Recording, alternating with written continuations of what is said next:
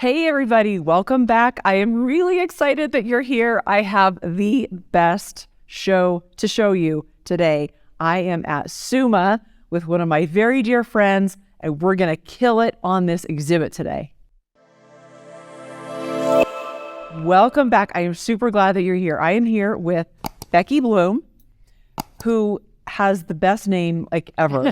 Thank you so much. Okay, Becky is the assistant director of curatorial affairs. I did it. Poetic. Okay, I am so excited. You guys know SUMA. I'm at the Southern Utah Museum of Art. It is one of my very favorite places on the planet. And the exhibit that we are going to take you through today is so much fun. I'm going to let Becky tell you what it is about, but stay tuned because there's some really, really cool stuff. So first of all, tell us a little bit about the exhibit, and then maybe give us just a little bit general information about SUMA, and then let's dive into all of this cool stuff that you got. Great. Well, the current exhibition up right now is called Classic, and it features works of art by the Faculty of Art and Design in the past and the present. So we have, as it explains, current faculty in the Department of Art and Design, your graphic design professors, your illustration professors, your photography professors, paired up with a exhibit of works that we have in our collection here at SUMA by former faculty members, going back to the beginning of the Department of Art and Design, the founding chairwoman, actually. That is so cool. Yeah. That is so cool. So how far back are we going? So Mary Bastow, who started teaching in 1929 at SUU, although it was, I think, still Branch Normal School. Yeah. At that time, she taught like art appreciation, color theory, all of that. And then the art department was founded in 1939. So while there were art classes before 1939, there wasn't a department dedicated to it. So she is our earliest artist featured. That is so fabulous. Yeah. And one of the reasons that you're doing all of this cool historical stuff is it's the 125th anniversary of SUU. So that's really exciting. Yeah, and it's really an opportunity for us to, trace the legacy of these former faculty members and artists, some of whom trained the current faculty. So we do have some interesting lineages also on display here. I just love that so much. I really want to make the point that SUMA, Southern Utah Museum of Art, is of course on the Southern Utah University campus. And how much does it cost to get in? It is free. What? It is absolutely free. You can just walk in? You can walk in. Wow. Now, let's get to the good stuff. Yeah. Okay, tell us what we need to know.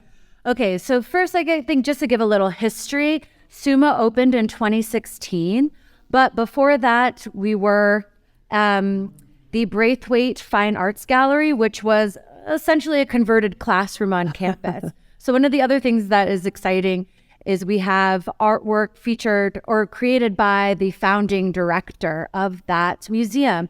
And we actually have some archival photographs here that shows Thomas Leake, this founding director. Nice. So we do feature and almost like a yearbook kind of spread on our title wall, some photos that we pulled from the Special Collections digital archive. Fun. So you can see kind of what SUMA was before it was SUMA. And some art in practice. We've got a ceramics student over here. Here's Mary Bastow, actually, our founding director, founding chairwoman of the art design department. So we really did a deep dive into the history and the archives of SUU to help put together this show and our collection as well. So exciting. Yeah. I can't wait. We might as well start with Mary Bastow also because there's a little bit of SUU history in them. Okay. Especially because here we have the PSU. So as many of you may know, may not know, SUU has gone through a number of name changes. Yes, it has. Was an agricultural school. It was the College of Southern Utah, CSU. It was Southern Utah State College. And then ultimately, I think in the early 90s, SUU. Yeah. So we see those different names, kind of traces of it throughout the exhibition. Yeah. So here is Mary Bastow's watercolor of the CSU, College of Southern Utah barn, which also I think alludes to its history as being an agricultural school. Yeah. And just sort of her her range, shall we? I was going to say, these are so different. I Yes. love both of those pieces, though. That's amazing. So I just think that it's pretty cool that in 1939, there was a woman at the helm of the art and design department. Super cool. Yeah. And what a talented woman, too. Talented amazing. woman is right. And then this is actually one of my favorite, Gael Lindstrom, who was faculty in the 50s. We also we have some biographical information featured here, that he was also a art teacher, a high school art teacher. So we have a couple former faculty who also worked in the Iron County school system. Okay. And then also, I don't know which one you're moonlighting at, art faculty or high school faculty. But he does these amazing watercolors of sort of cityscapes and town scenes. Look at the This is a Mexican, or not New Mexican, I should say, the Taos Marketplace. Okay. But he can go from this sort of almost abstraction to this architectural kind of precision. Yeah. I love this one. That's beautiful. Called Round Window. Absolutely beautiful. So Gael Lindstrom also ultimately ended up at the end of his career, not really the end, but final quarter of his career. He worked for 25 years or so at Utah State University. Oh, okay. And Susan Harris, who we have over here, was actually a student under him at Utah State. So this was one of those lineages I was talking about. How fun. Yeah. That is so cool. So all right, what's next? Go this way. Okay. We do have paintings as well. So Susan Harris was a ceramics professor here. She's a recent emeritus professor and continues to be a supporter. And I have several of her pieces, and they are among my favorites. You should come in love, and take a closer look. love her work. So her work is more maybe traditional forms, and then other forms that draw on. I've been teaching history of non-Western art, so drawing on more ancient Chinese forms with all these fine details, little animals. There's little snail on the handles, little froggies on that one. I think when they're that small, you have to call them a froggy. She's just a palette with these kinds of glazes. And I think for this one, I was told, we think it looks, the orange one, almost like a unripened strawberry, but that actually she would roll it on cactus, like on prickly pear paddles, to get that kind of incredible imprint on it. I love it. So yeah, Susan Harris's work is one of my favorites, one of my absolute favorites. And then we have, this is sort of a meta moment where we have former faculty artwork or portraits of former students and former staff painted by a former faculty member. In fact, I think this gentleman works as a, higher up in the administration. I'm not sure he knows that his student class or student body president portrait is on display. Someone should let him know. Yeah, exactly. These are from the 80s. You can barely tell. I know, it is timeless in some ways. But here you can see the Southern Utah State College behind. So I feel like these are great kind of relics, treasures, and documents really of SUU's past, as well as these amazing portraits, which is still a practice that current faculty are still commissioned for official university portraits. That's right. And what do they call that room? The Great Hall. It's the Great Hall, but they call it the Portrait Hall or something like Harry Potter. Oh, it does look like Harry Potter Hall. Because it's. Well, I'll take you there one of these days. You'll love it. It's a big, huge reception hall, and it's got a ton of these portraits from many years ago to current, and it looks just like Harry Potter. So. And SUMA has become the repository of retired portraits. I love it. And this, of course, is Arlene Braithwaite. So Arlene and Susan are the members of former faculty who are still kind of active within our community. And Arlene just does these amazing pastels. Amazing. And it's worth noting that both of them, this is my shameless plug, will be have donated works to our 28th annual art auction, which will be at the end of May, I think May 20th. So Arlene actually has created a new piece for I'm so Will be excited. the featured artwork for this year's art auction. Yeah. Beautiful, like sunset, cotton candy skies landscape. I love it. I own some of Arlene's stuff too. I love Yes, it. and actually some of these were gifted to us by somebody who had collected them. Oh, So in wow. some cases, they come to us directly from the artists, and in other cases, it kind of is a roundabout. I because love they it. are well collected Yeah. by members of our wider arts community. So yeah, we have these photographs by Jeremiah Paul, who was head of the photography program at the turn. These are kind of surreal, key self-portraits. Using Okay. different photographic techniques of like multiple exposure, earthwork. So these are all part of the same series with different, title. Very interesting. Very interesting. I love it. And then moving right along. So this is like my favorite corner of this exhibition because we have some three-dimensional works. We've got some prints. It's like a real opportunity for us to display a lot of different media. So we've got ceramics, we've got lithograph and sort of cut. I think that's probably like a lino cut print, watercolors, oils. We've got textiles. So sometimes when it's just a single artist, it's a photography show or it's just installations by one artist. But here, because of the variety of artists, we get a variety of media. I love it. Yeah. So you could see this. And it's also what's sort of surprising to me was how many of these faculty were teaching and also practicing in Right. the same media, whereas now the photography professor is teaching photography. Here we have Max Weaver just dabbled in all the arts. And in fact, I did, to bolster the biographical information, I did some just internet sleuthing and found actually an article from, I think, the early 90s about him, where it says, if I had 4 lifetimes, I'd like to be a potter, a painter, a jeweler, and a printmaker. So it gives you an idea of just how creative and prolific some of these faculty were. What incredible talent. Yeah. That's amazing. I mean, they really run the gamut. Yeah. That's so cool.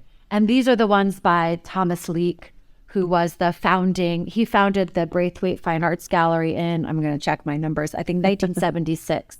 So he, on top of being sort of a curator and a director and having the brilliant idea to create a space, not just for student and faculty work, but also to bring in other artists.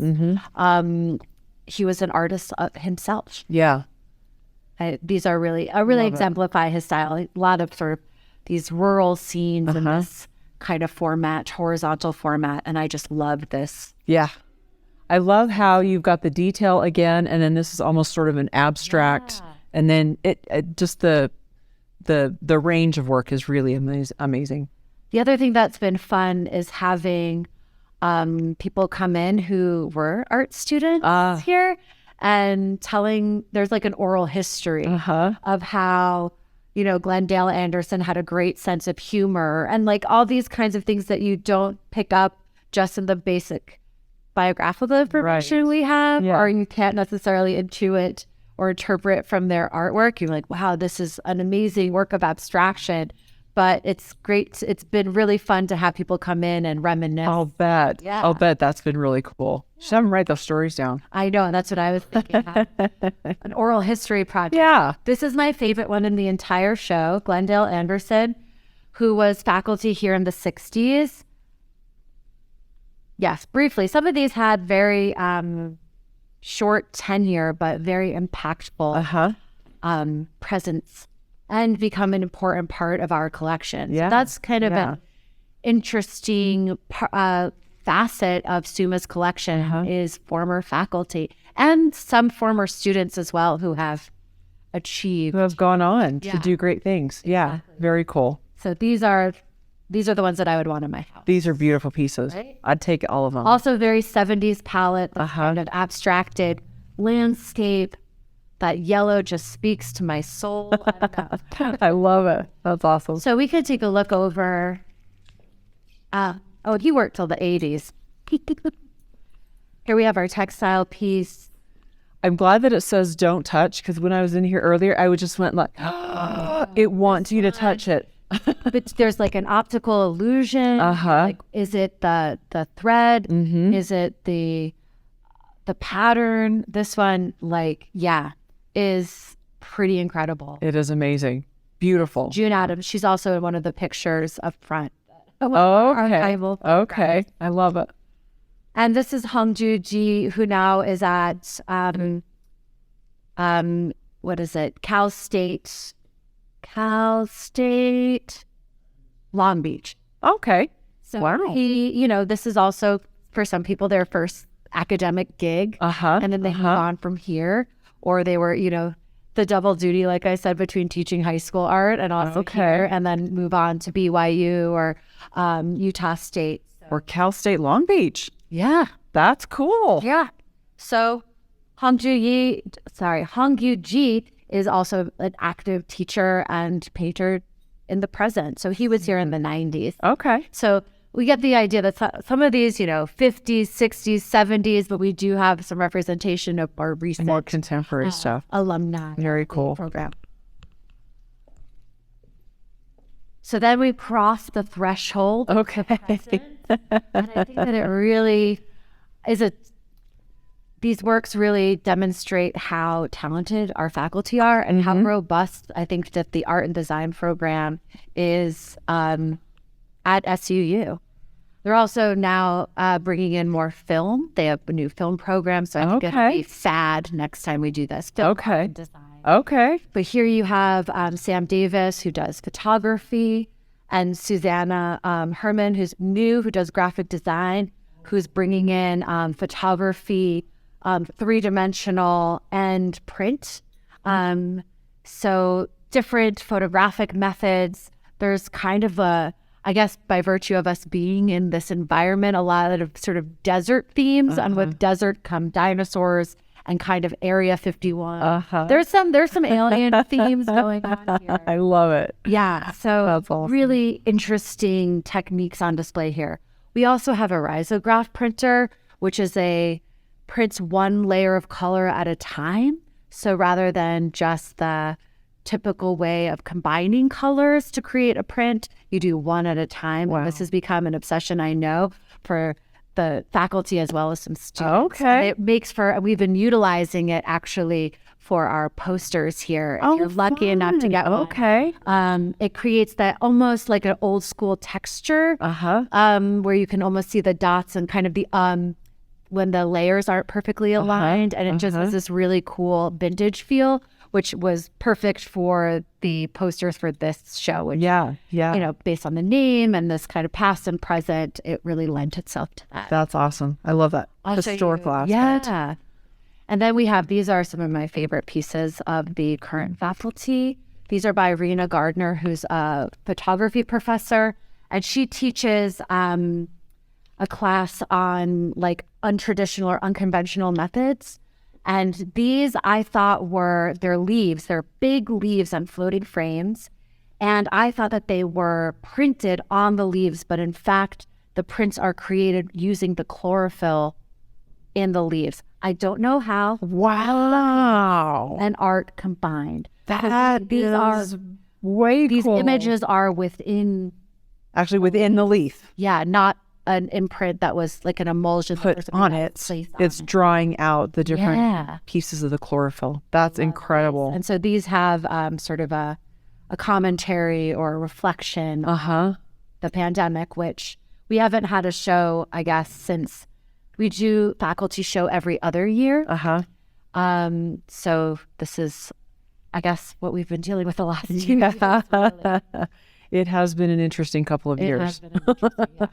So I just think that these are, and the framing is so beautiful. Yeah, that is very unique. For something completely different, we have Ben Sowards, who has done a series of designs for different like collector like coins and medals. Okay. So he creates these digital designs and apparently has almost created a new technology to create these images from photographs that then are in collaboration with these a new thing that I didn't know was a thing called a medallic, as in metal or like medallion. Medallic sculptor.